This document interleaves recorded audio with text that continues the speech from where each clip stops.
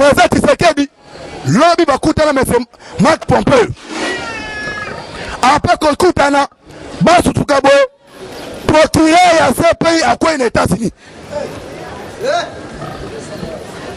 année 2020 et ça année action Fatou Bensouda Azali procureur général de la République lobby bamoni a pénétré les États-Unis asoyo koye baswa ni neza kolekana pour la rectification mouké nomination yaba mandataire et so banda le 13 dans le 13 mars président Tshisekedi a so passé la première nomination à 10 mandataires IDPS cash aussi l'entreprise Yaminen mais comme ça toujours en négociation tout le monde a arrêté Léon Lukaku oya zaki deuxième pourcentage année bayoki na téléphone na e mutu moko abengaki na kati ya téléphone mais voix wana va kufa et ça correspond na voix ya Mese Kalev donc bato ya Kabila on a habité soki bakuta na liste dans liste fait bayoki voix ya Kalev enquête est en cours est-ce que le les tout anani président Tshisekedi a regagné le lot Kinshasa le 9 a nommé conseiller spécial en matière anticorruption. Le 15 mars, État s'est dépêché, unité spéciale anticorruption. Ton comme la police, et la police est donc police uniquement pour l'anticorruption. Oh, donc unité et ça parrainé par les États-Unis d'Amérique. Kabila a yoki bongo panique a contacté chef d'état-major Moussous. Bon baso l'embate pour na kobeta plan Moussous. Pas la majorité la bide pas présent miake mais oya sika nazo kota ba contacter plan les akobeta. Mais pas on y a sonné tout ba awa na kacha maye.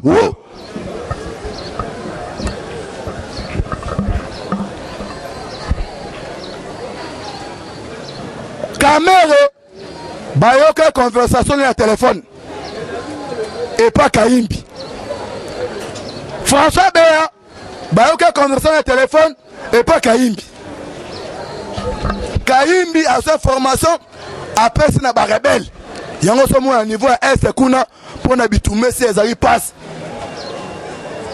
Ba kolengela ba frapper na est Kaimbi so aussi information abengi libanda bokeba bazo ko frapper bino yango tout tosomona fara de ça bana ko tomber na biscuit parce que complicité ça na kati armée te fait Kaimbi Zaki ane ya armée mais yemo ko maman na traite alifa combo ya Kabila attends combo ya 8 personnes ba ci ko éliminer déjà 2 personnes so awa le tout dernier coup na bango le bokilunga a convoqué VPM Gilbert Kakonde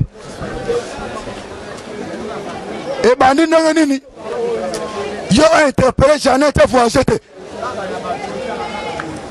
non a tini yo interpellé Fouachete Gilbert Kakonde a dit que non na interpellé qui est pas cette remarque voyage à que nous ça là et ça m'a bé pour la RDC et puis hors de on a zoaki et ça hors de route du colo alors il nous on a bandi boy ce qui m'a bé de chez bandi aïe bah que conseil pas si pouvoir na mutu on nommé yo et pas si pouvoir na mutu nommé yo asanini alongola yo yo ça premier ministre et bandi boni o bengi sa ministre intérieur o tuna yo pona nini après ça qui Jeannette a voyagé biloko interpellé bilo droit bilo ba awa o Tshisekedi azo ticket sur le ticket pena Jeannette pena ne quoi il passe à Kabila il passe à Kabila alinga voyager te zowe ndenge moko pas date pas de sortie ne baza bala sur banda kuna bango te so moyen terrible Kabila sa une liste baza plus de 122 non fois éliminé ba témoin gênant nae awa skoyo aux Hollandais, le tout dernier coup na bango, pour notre cité. Na ba passer nyonso. Passer au penaza passer avec tous les bas passer à combattre ma case. Tisiko aza incontournable. Et ça lui Fernando Coutinho. Ça va monter. Bête na ma case. Ya soyez courage. Na moment au Kablatri na dictateur. Yango tous les passeurs il faut observer ba une étation. Tika sentiment combattant. Coutinho est là comment paralysé pour la téma qui Kabila pour la changer mamok. Bango tu bango qui en c'est ça va monter.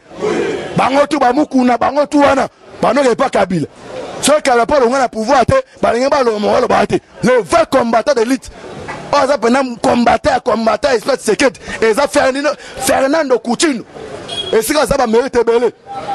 De haut, tout le monde, liste quoi, liste. Bisso, tu as carte de l'information. Un abeti bon à comprendre. Kabila ça va carte, madame. Yo ya ka comme ça muluba kende kuna. So yo combattant, faut faire très attention. Ah, mutaso yo TCS, a une attention nini. Ah, on a tous les derniers coups. Oh, Kabila, bazo monté, mais nous avons quoi déjà échoué. Fatou Bensou dans le niveau États-Unis. Bakutana Tshisekedi. Ah oui, est-ce que Tshisekedi a livré Kabila Toté? N'a la bataille.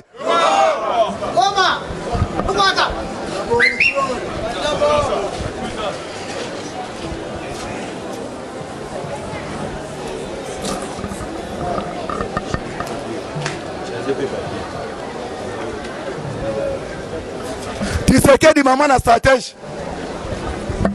Tous répéter le vrai passé. On a combattu pour na mboka et ça passé Coutinho. Passé toi Koya. Atasa Muluba faut timela. On a eu une habitude d'information. Kabila a joué va finir à souk. Tout le monde a utilisé bango. Ah sur le tout dernier coup. On va monter mais ça doit être joué. Là, ça lui à quel niveau département? À comprendre les politiques de Betamak. Tu as vu ça, une politique en Afrique. Et ça, tu as nous voté dans une. Bino Batalamu, que vous comprenez en retard. Vous savez, nous comprenons en retard. Tu sais, regarde un rapport, vous avez un rapport, vous avez bien belé. Moi, je parle de discours, Naouti, Nala Naba Mindel. Yo, un Kabongo et Sil. À qu'est-ce que Liban a comprendre? Non, ma soeur, Betam. Si on a compris, on a déjà bien maintenant quand on va comprendre Bandakala. Et si on comprend en retard. Ah voilà, tous les derniers coups. Oyo, Baïni à Congo. Tu sais qu'elle dit, visa États-Unis est commis en fêlé. Tandis la mouka fongole mis sur la mouka mamana. Olini poto comme yoliate. Visa à moi. Tous sont fatigués. Visa que ça a $250. Bah démarche chez le Kabongo fout à mort démarche. Mais visa États-Unis. Moi et moi négociant au kuna. Toi possible pour cacher. Bon. Fatigué. Sur bon que les États-Unis. Payam t'a décidé. Donc visa non répétez bien. Bah démarche c'est ça au fout à mort bah démarche. Mais il va venir visa États-Unis. Donc, à collaborer, à négocier, les États-Unis en dimi, hors de ça, il faut un cadre de l'été. Parce que ça, Rwandais, Mawamik, et ça, uniquement pour les Congolais. Donc, ce sont la nationalité congolais. Mais tout le monde a Fati, béton, oh, la Mouko Inaki, a négocié, Trump a signé, visa États-Unis comme gratuit. N'a pas voyagé lobby. Tant de talingaï. La Mouko Koyoka, Fati, béton. L'imminence d'un coup d'état militaire pour Kabila contre le chef de l'état. Ah, parce que le dernier cartouche, Kabila, vous m'avez dit Bondeli, na Kingakat, Chilomba désarmé en haut. Aïe, na Jérém a désarmé à bien, n'a été pas généraux. Delphine, quand même, maman espion. Et raté comme Adaé, ah, parce que c'est le dernier cartouche. Dans le match, c'est la bataille traditionnelle. Tous les joueurs allaient regarder la matière du Koya Lukabi. Et là, Kabila Bayo Luk. Ah, l'anda Sikoyo. L'imminence d'un coup d'état militaire pour Kabila contre le chef de l'état. Une source très proche du FCC. Donc, côté, on va payer cette formation. Au moins, on m'a India. Donc, à côté, là, il m'a solo, bah, informé déjà. Ok, c'est de là que lui, des fois, bah, tout le plan à bangon, la carte une source pro du FCC nous a dévoilé d'un complot ordi par les camps de Kabila contre le pouvoir en place. Selon les mêmes sources, tous les généraux commandants régions militaires issus du FCC, donc, oh, bah, ça, bois, toujours Kolanda, oh, de Tchèque, bah, Koutanaki, bah, si, oh, de Landa bien.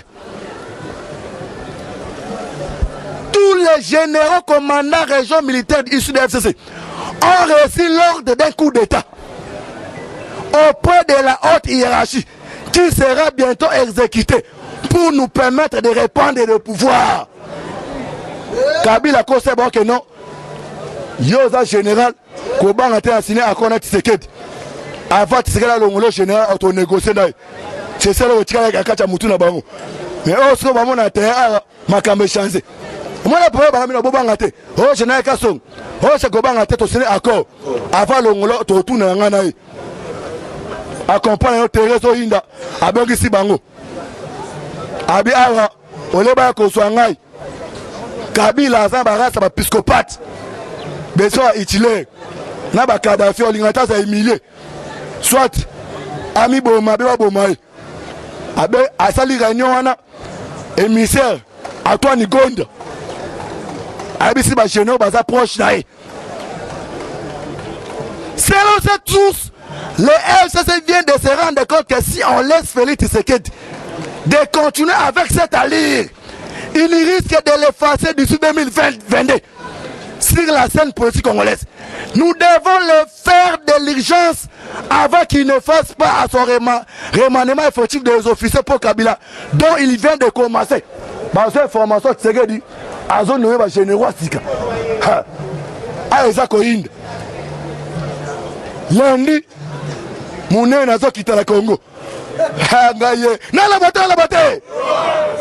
Au moins, dans cette formation, Tshisekedi a zone remané armé. Bah, général Sika va nommer. Kabila Tina doit attendre Gonde. Abiko sa renon na Lombango. Bah, ça fidèle à Ngai. Ndenge Jésus qui s'est en tout na batu. Peut-être le zappe na Ngai. Ndenge tout na bango. René continue au de ce même plan, une campagne d'intorsion et d'orientation de l'armée, de l'augmentation des salaires. Bako si basoda. Ceux qui vont participer à la coup d'État, ils sont au pouvoir, tout le monde a salaire. Bobeti 18 ans, incapable, et on peut s'asseoir dans l'âme. De ce même plan, une campagne d'intoxication est orientée dans l'armée. De l'augmentation des salaires jusqu'à $450 après le coup d'État. En attendant un nouveau bayam qui ira de $800 000. Le coup. Que le chef de l'État prenne dans l'urgence des dispositions sécuritaires de sa protection et prendre des mesures strictes de sécurité territoriale avant de sortir du pays. Bakasa et Betami. Tu sais quel lobby? Nena loba ao. Yo mutoza awa. Comment autour ça délivré? Pour ça, on a un militaire. Bakana Sik. Lobby tête na Fatou Bessoud. Chilombo. Andimi qu'on livre diable. Les diables de Kabila. Affaire à suivre. Non, la bataille. Ah. Elle est pour ça, de goûter le lobby. Ah bouh.